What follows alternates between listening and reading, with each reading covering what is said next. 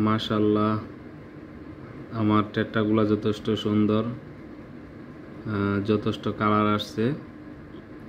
আমি এই টেট্টাগুলোকে যেভাবে পালন করি আমার এই ছোট্ট অ্যাকোয়ারিয়ামটাতে রাখছি প্রায় 20টার মতো টেট্টা।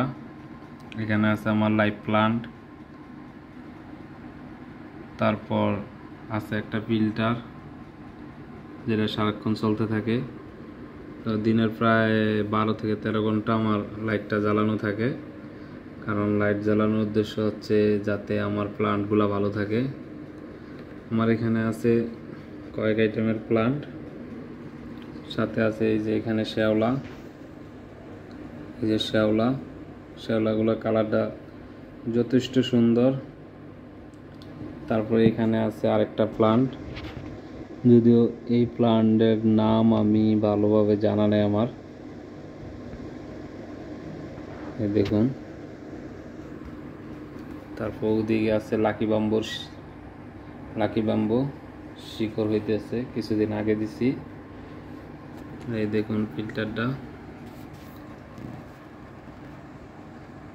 এইভাবে তাকাইলে মনে হইতেছে যে নদীর স্রোত যাইতেছে, যথেষ্ট সুন্দর লাগে। আপনারা চাইলে এরকম একটা অ্যাকোয়ারিয়াম তৈরি করতে পারেন।